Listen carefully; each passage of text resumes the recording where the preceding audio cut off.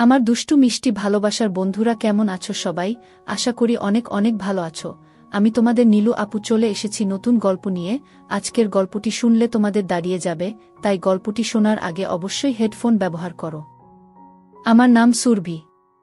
বয়স 22। বাবা মায়ের প্রথম সন্তান। আমরা 3 বোন 1 ভাই। আমি সবার বড়। আমার পরে ছোট ভাই, তারপরে বাকি 2 বোন। আমার বাবা ব্যবসায়ী। সচ্ছল পরিবারের সন্তান। চাওয়ার আগেই সব পেয়েছি। 4 বছর হলো বিয়ে হয়েছে, কিন্তু একটা বাচ্চা হয়নি, এটাই শুধু অভাব। আমার স্বামী খুব ভালো। শ্বশুরশাশুড়িও খুব ভালো। তবে দুঃখের কথা হলো বিয়ের 3 মাস পরই ছুটি শেষ হয়ে যাওয়ায় স্বামী আবার দুবাই চলে যায়। আর তারপরই শুরু হয় আমার এক নতুন জীবন। সব সময় মন ভার করে থাকতাম। কিছুতেই সময় কাটত না। স্বামী দিনে রাতে মিলে 2-1 বারের বেশি ফোন দিত না। সারাক্ষণ অস্থিরতা আর হতাশায় নিমজ্জিত থাকতাম। হঠাৎ একদিন মোবাইলে কোথা থেকে যেন নীল রঙের একটা হিজিবিজি লেখা আসে। লেখাটায় ক্লিক করতেই দেখি সাইটটি। যত সব মজার মজার গল্প। মায়ের সাথে ছেলে, ছেলের সাথে মা, মামির সাথে ভাগ্নে, ভাগ্নের সাথে মামি, এরকম অনেক মজার মজার গল্প। প্রথম 2টা গল্প পড়ে ঘিন ঘিন লাগলেও পরে খুব মজা পাইলাম। তারপর ধীরে ধীরে বাংলা গল্প পড়ার অভ্যাস হয়ে গেল। সারাদিন শ্বশুরশাশুড়ির সেবায়ত্ন, ঘর সংসার সামলানো, নিয়ম করে স্বামীর সাথে মোবাইলে কথা বলা, আর রাতে শুয়ে শুয়ে কি হিডেন গল্প ওয়ার্ল্ড কো এ বাংলা গল্প পড়ে বাড়ির নিজস্ব গাছের কালো বেগুন দিয়ে শান্ত এখন আমার নিত্যদিনের কাজ। গল্প পড়তে পড়তে মনটাও ভিতরে ভিতরে চুট্টি হয়ে গেল। রাতে মাঝে মাঝে মনে হতো রাস্তা থেকে কোনো ছেলেকে ঘরে ডেকে এনে আমার নরম জায়গাটা নেই। এভাবে গল্প পড়ে সময় কাটানোর কিছুদিন পর হঠাৎ একদিন আমার জীবনে এলো এক সুপুরুষ।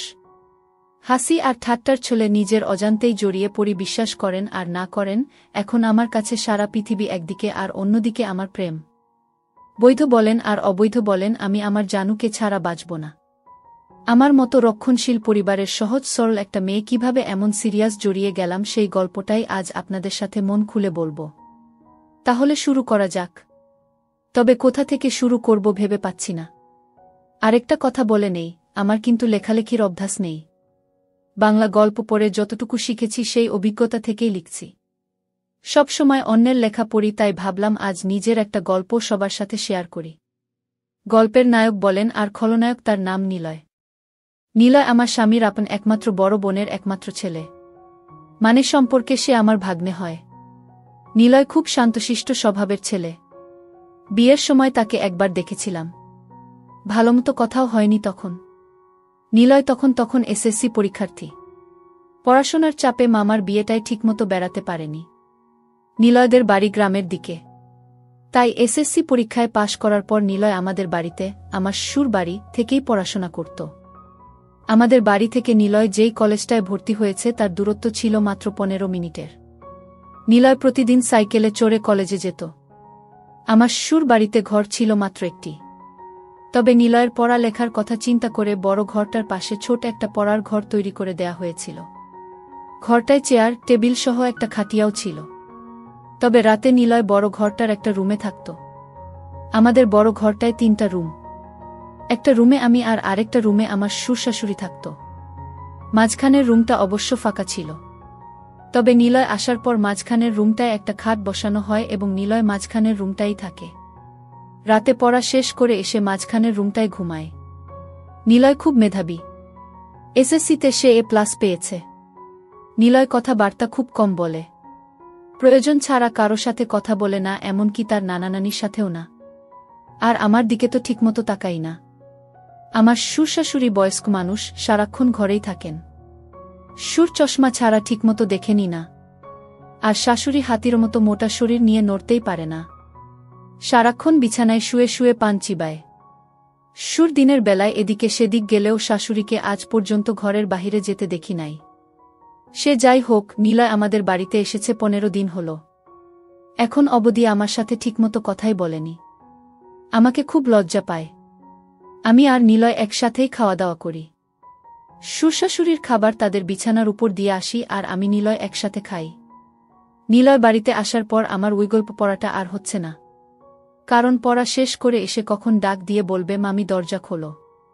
তাই সারাক্ষণ তার অপেক্ষায় থাকতাম। সে খুব পড়ত। রাতে 10টার আগে খেতে আসত না। মাঝে মধ্যে তো 11টা-12টা অবধি পড়ত। আমি প্রায়ই ঘুমিয়ে যেতাম। নিলয় তখন সামনের দরজায় ডাক দিয়ে না পেয়ে ঘরের বাম সাইটের দরজায় এসে ডাকত। অর্থাৎ আমি যেই রুমটায় ঘুমাতাম ঠিক ওই রুমটার বাহিরের দরজার দিকে এসে ডাকত। তখন আমি লাফিয়ে উঠে গিয়ে দরজা খুলতাম। একদিন নিলয় অনেক রাত্র অবধি পড়ল। তা প্রায় রাত 12টা কি 12:30 হবে। আমি তো ঘুমে অস্থির। নিলয় এসে প্রায় 10-15 মিনিট ডাকাডাকি করেও আমাকে জাগাতে পারছিল না। উপায় না পেয়ে সে রান্নাঘর থেকে মাছ ধরার ছিপ দিয়ে জানালার ফাঁক দিয়ে আমার গুতা মারল। আমি লাফিয়ে উঠলাম। তারপর গিয়ে দরজা খুলে দিলাম। আমি ভাত খাওয়ার জন্য বাসন পরিষ্কার করতে চাইলে নিলয় বলল, নিলয়, মামি, আমি ভাত খাবো না, তুমি শুয়ে পড়ো। আমি, কেন? ভাত খাবে না কেন? ভাত না খেয়ে কেউ রাতে ঘুমায়? নিলয়, না, তোমার চোখে অনেক ঘুম। এমনিতেই তোমাকে রোজ রাত জাগিয়ে কষ্ট দেই, আজ অনেক রাত হয়েছে। এবার তুমি শুয়ে পড়ো, আমি সকালে উঠে খাবো। আমার কোনো সমস্যা নেই। তোমার যতক্ষণ মন চায় পড়ে এসো। মাঝে মধ্যে চোখটা একটু লেগে যায় আর কি। নিলয়, আমার জন্য তুমি শুধু শুধু জেগে থাকবে কেন? কাল থেকে আমি পড়ার ঘরটাই ঘুমাবো, আর নানা নানিকে যখন খাবার দাও তখন আমাকেও ডাক দিও, ওই সময় আমিও খেয়ে নেব। সন্ধ্যা রাতে খেয়ে নিলে রাত জেগে পড়তে পড়তে ক্ষুধা লাগবে না? তখন কি খাবে? আর তাছাড়া এত বড় ঘর থাকতে তুমি ওই ঘরে ঘুমাবে কেন? আমি কি কখনো বলেছি তোমার জন্য আমার সমস্যা হচ্ছে? তুমি কি বাহিরের কেউ? তুমি তো আমাদের নিজেদের মানুষ। তোমার জন্য এইটুকু করতে পারবো না? নিলয়, ঠিক আছে মামি।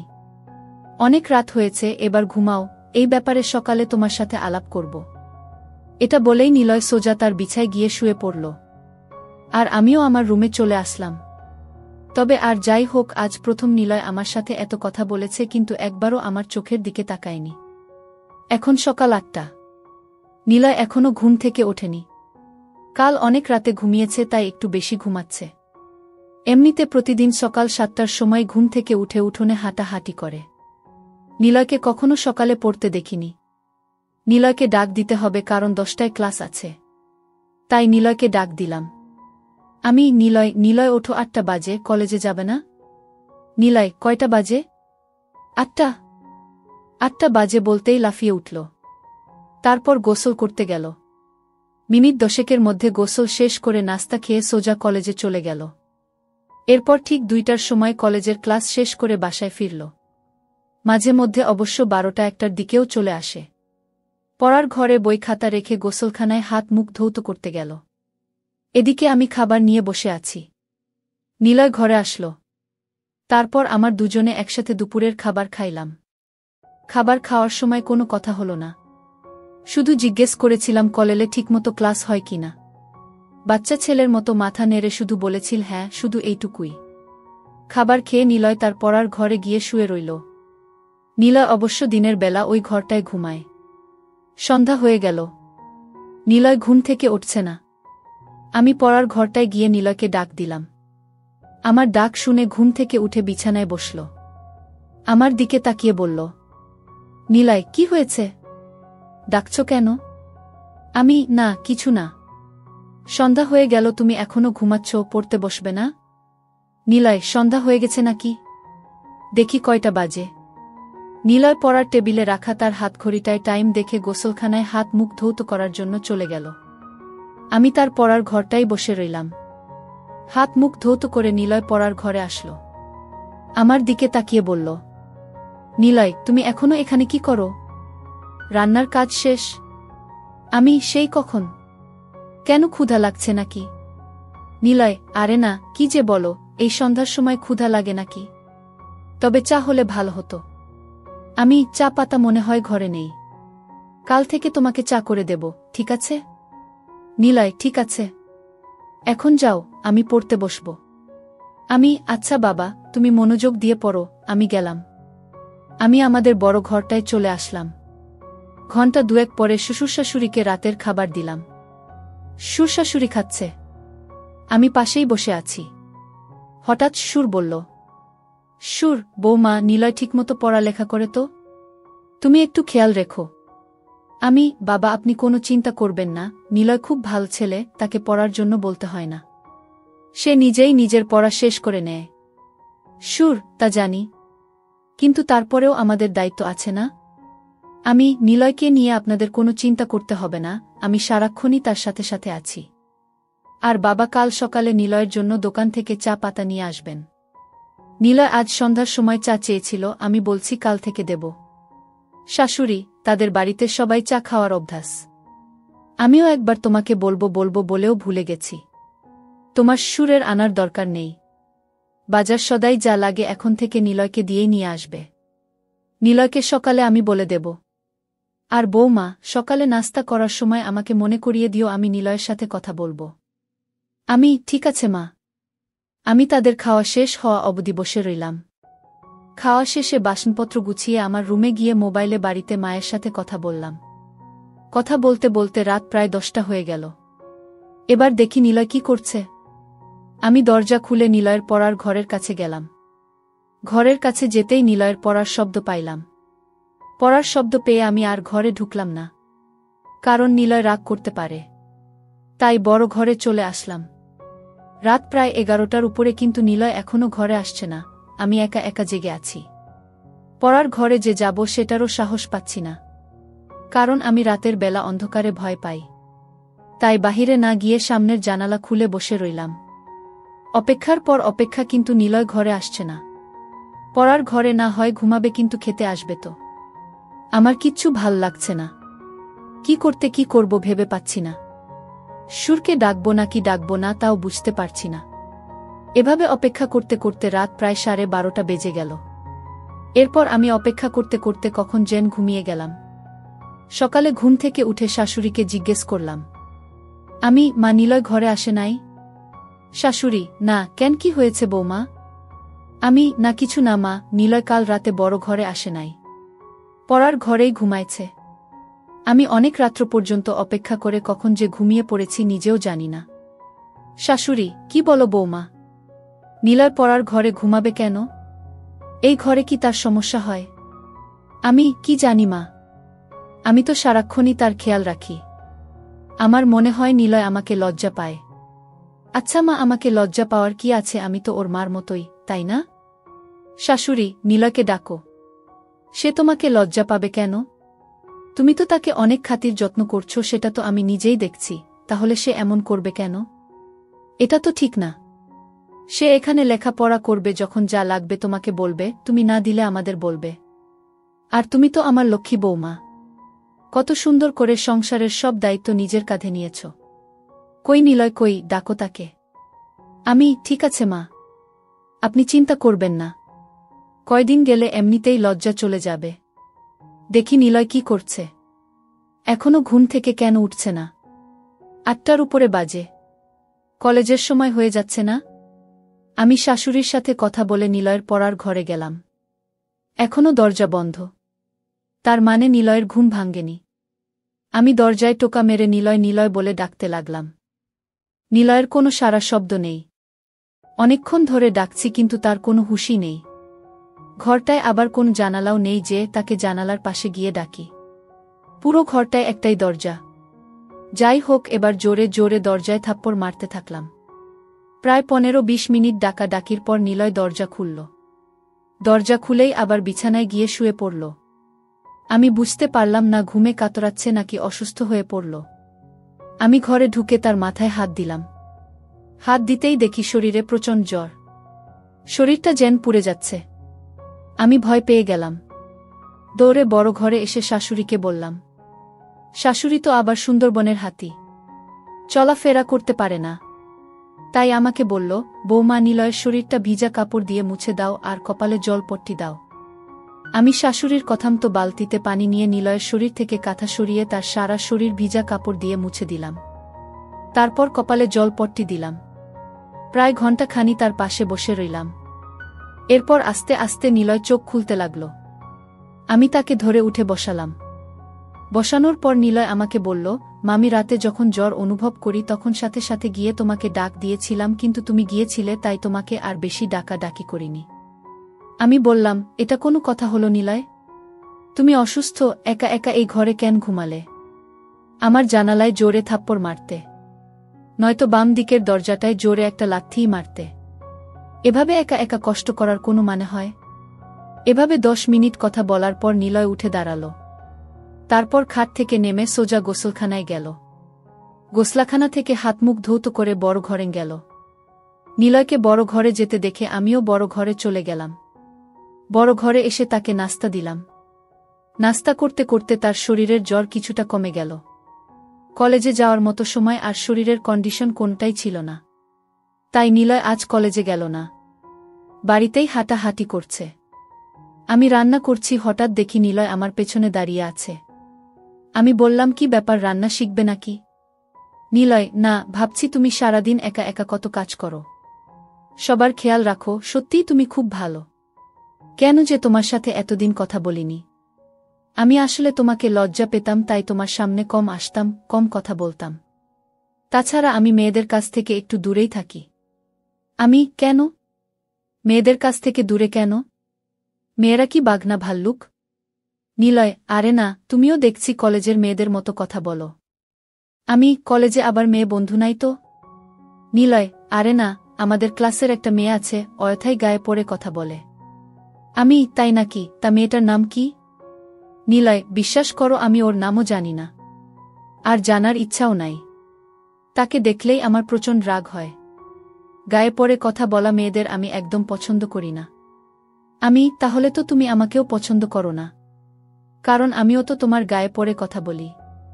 নিলয়, তুমি কি বাহিরের মানুষ নাকি? তুমি তো আমার সাথে যখন খুশি কথা বলতে পারো। বলতে গেলে, তোমার সাথে কথা না বলে আমি অপরাধ করেছি। তোমার জায়গায় অন্য কেউ হলে এতটা খেয়াল রাখত না। তুমি সত্যিই অনেক অনেক ভালো। আমি, হয়েছে, আর হাওয়া দিতে হবে না। এবার যাও, আমার মোবাইলটা দিয়ে তোমার মাকে একটা ফোন দাও। তোমার অসুখের খবর জেনে গেছে। নিলয়, মাকে আবার জানালে কেন? আমি বলিনি, তোমার নানি বলেছে। নিলয়, নানি? এই নানিকে নিয়ে আর পারলাম না, সব কিছুতেই বাড়াবাড়ি করে। নিলয় আমার রুমে চলে গেল। আমি রান্না শেষ করে গোসলখানায় গেলাম। গোসল শেষ করে শ্বশুরশাশুড়িকে দুপুরের খাবার দিয়ে আমি আর নিলয় একসাথে খাবার খাইলাম। দুপুরের খাবার শেষ করে নিলয় পড়ার ঘরে চলে গেল। আমি বাসনপত্র গুছিয়ে দেখি সে বড় ঘরে নেই। আমি নিলয়ের পড়ার ঘরে গিয়ে নিলয়কে ডাক দিয়ে বললাম, এই ঘরে ঘুমানোর দরকার নেই, বড় ঘরে আসো। আবার শরীর খারাপ করলে উঠে দাঁড়াতে পারবে না। নিলয় তখন আমার কথা আর অমান্য করল না। আমার পেছন পেছন বড় ঘরে এসে মাঝখানের রুমটার খাটে বসে রইল। আমি তাকে বললাম, নিলয়, মাঝের রুমে ঘুমাতে অসুবিধা হলে তুমি আমার রুমে গিয়ে ঘুমাও। আমি দুপুরে বেশি ঘুমাই না, তুমি যাও আমার রুমে গিয়ে ঘুমাও। আসলে মাঝের রুমটা একটু খোলা মেলাতো, তাই নিলয় এখানে ঘুমাতে স্বাচ্ছন্দ্য বোধ করে না। তারপর নিলয় আমার কথামতো আমার রুমটায় গিয়ে শুয়ে পড়ল। এদিকে শাশুড়ি ডাকছে পান খাবে, চুনের কৌটা খুঁজে পাচ্ছে না। চুনের কৌটা দিতেই শাশুড়ি জিজ্ঞেস করল, নিলয় কোথায়? আমি বললাম, মা, নিলয় আমার রুমে ঘুমাচ্ছে, পড়ার ঘরে গিয়ে শুইছিল, আমিই নিয়ে এসেছি। বলা তো যায় না, আবার কখন শরীরটা খারাপ করে বসে, আর মাঝের রুমটায় নিলয় ঘুমাতে পছন্দ করে না। এজন্য আমিই বলেছি আমার রুমে গিয়ে ঘুমাতে। শাশুড়ি, ভালোই করেছ, মাঝের রুমটা আসলে থাকার উপযুক্ত না। দেখো, নিলয়কে বলো এখন থেকে তোমার সাথেই ঘুমাতে। রাতে পড়া শেষ করে তোমার সাথেই ঘুমাবে। তুমি তো আর তাকে কম যত্ন করছো না, তোমার কথা না শুনে পারবে না। আমি, মনে হয় না আমার সাথে ঘুমাবে। তবে আজ আমার সাথে অনেক কথা বলেছে, এতদিন তো শর্মে কথাই বলেনি। আজ মামির সাথে খুব কথা বলেছে। শাশুড়ি, বলেছিলাম না, কয়েকদিন গেলে ঠিক হয়ে যাবে। আর তুমি যেই খাতির যত্ন করছো, ওর মা চেয়ে কম না। আমি, কি বলেন মা, নিলয় তো আমাদের ছেলের মতোই। তাছাড়া নিলয়ের মামা নিলয়কে অনেক ভালোবাসে, প্রতিদিনই ফোনে নিলয়ের খোঁজ খবর নেয়। নিলয়কে কি আমি যত্ন না করে পারি? শাশুড়ি, না রে মা, তোর মতো বউ পাওয়া ভাগ্যের ব্যাপার। এই বলে শাশুড়ি প্রায় কেঁদে দিল। আমি চলে আসলাম আমার রুমে। এসে দেখি নিলয় ঘুমায়নি, মোবাইলে গেমস খেলতাছে। আমি বললাম, গেমস খেলার দরকার নেই, রাতে জ্বরের জন্য ভালোমতো ঘুমাতে পারোনি, এখন একটু ঘুমাও। নিলয়, তুমি কি করবে? তুমি ঘুমাবে না? আমি, না, আমি ঘুমাবো না। আর ঘুমালেও সমস্যা নেই, খাট তো আর ছোট না, তোমার পেছনে শুয়ে পড়ব। নিলয়, কি বলো? আমি কারো সাথে ঘুমাই না। আমি একা একা ঘুমাতেই পছন্দ করি। তাছাড়া আমার ঘুমের স্টাইল ভালো না, ঘুমের মধ্যে হাত পা কখন কোথায় যায় নিজেও জানি না। আমি হেসে বললাম, হাত পা আর কোথায় যাবে? এই রুম ছেড়ে তো আর যাবে না। নিলয়, তুমি তো দারুণ কথা জানো। হাসতে হাসতে, তুমি খুব মজার মানুষ। তোমার মনটা অনেক ভালো।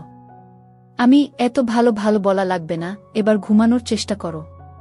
তোমার অমত থাকলে আমি মাঝের রুমে গিয়ে ঘুমাই। নিলয়, না না, সমস্যা নেই। আমার চোখে এত ঘুম নেই এখন। তুমি সারাক্ষণ কাজকর্ম করো, তোমার এখন একটু বিশ্রাম দরকার।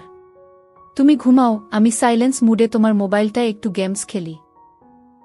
আচ্ছা, তুমি গেমস খেলো, আমি ঘণ্টাখানি ঘুমাই। এই বলে আমি ঘুমিয়ে পড়লাম। ঘুম থেকে উঠে দেখি নিলয় নেই। ঘরের বাহিরে গিয়ে দেখি উঠানে হাঁটতাছে। সন্ধ্যাও ঘনিয়ে আসছে। এর মধ্যে আমি রান্না ঘরে গিয়ে নিলয়ের জন্য নুডলস বানালাম। নিলয় নুডলস দেখে খুব খুশি। তারপর নুডলস খেয়ে পড়ার ঘরে গিয়ে পড়তে বসল। ঘণ্টাখানি পড়ার পর আমি গিয়ে তাকে নিয়ে আসলাম। বললাম, আজ আর এত পড়ার দরকার নেই। শরীর ভাল হলে কাল থেকে আবার পড়া শুরু করবা। নিলয় আমার সাথে বড় ঘরে চলে আসলো। রাতের খাবার খেয়ে উঠার আগেই শাশুড়ি নিলয়কে ডাকল। নিলয়, নিলয়, নিলয়, আসছি নানি। কি হয়েছে? ডাকছ কেন? নিলয়ের নানি, ওই ছোট ঘরটা বানাইছি তোর পড়ার জন্য, থাকার জন্য না। মাঝের রুমটায় ঘুমাতে না পারলে তোর মামির সাথে ঘুমা। তোর মামি কি তোকে মুরব্বিদের কথা শুনতে হয়? শুধু লেখাপড়া করলে হয় না, আদব কায়দাও শিখতে হয়। নিলয়, ঠিক আছে, তুমি ঘুমাও, আমি মামির সাথেই ঘুমাবো। শাশুড়ির সাথে কথা বলে নিলয় যখন মাঝের রুমের খাটে বসল, ঠিক তখনই হঠাৎ তার শরীরটা আবার আগুনের মতো গরম হতে লাগল। শরীরটা যেন পুড়ে যাচ্ছে। নিলয় মামি মামি বলে ডাকতে লাগল। আমি আমার রুমে ছিলাম। দৌড়ে গেলাম নিলয়ের কাছে। কি হয়েছে নিলয়? নিলয়, মামি দেখো, আমার শরীরটা আবার গরম হয়ে যাচ্ছে। শরীরটা যেন কাঁপছে। ঠিক আছে বাবা, তুমি বসো, আমি তোমার শরীরটা ভিজা কাপড়ে মুছে দিচ্ছি। আমি শাশুড়িকে বললাম, মা, নিলয়ের আবার খুব জ্বর এসেছে। শরীরে আগুন ধরার অবস্থা। কি করব? শরীরটা মুছে দাও, আর দেখো তোমার শ্বশুরের ওষুধের কৌটায় প্যারাসিটামল ট্যাবলেট আছে, একটা খাইয়ে দিয়ে তোমার সাথে নিয়ে শুয়ে দাও। রাতে জ্বর না কমলে সকালে ডাক্তারের কাছে নিয়ে যাইও। আমি শাশুড়ির কথামতো তাই করলাম।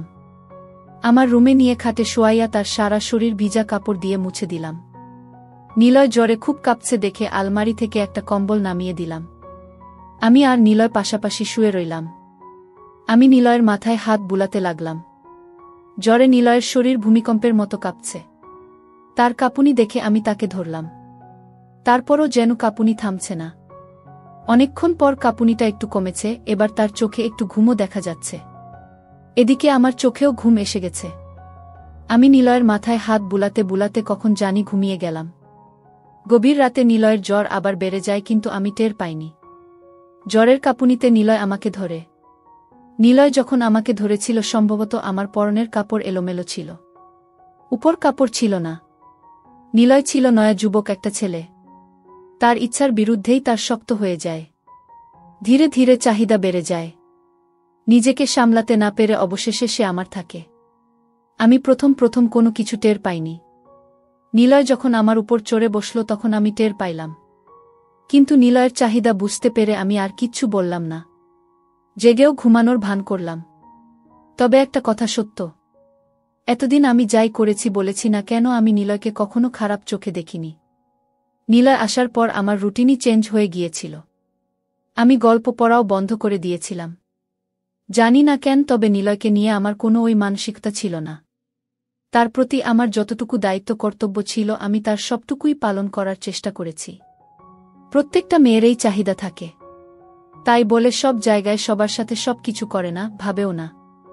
যাই হোক, আমি ঘুমের ভান করে রইলাম। এদিকে নিলয়ের চাহিদা বেড়েই চলছে। খোলার চেষ্টা করছে, কিন্তু বয়স কম। আগে কখনো এসব করেনি, তাই খুলতে পারছে না। খুলতে না পেরে উপর দিয়েই আমার দুটো শুরু করল।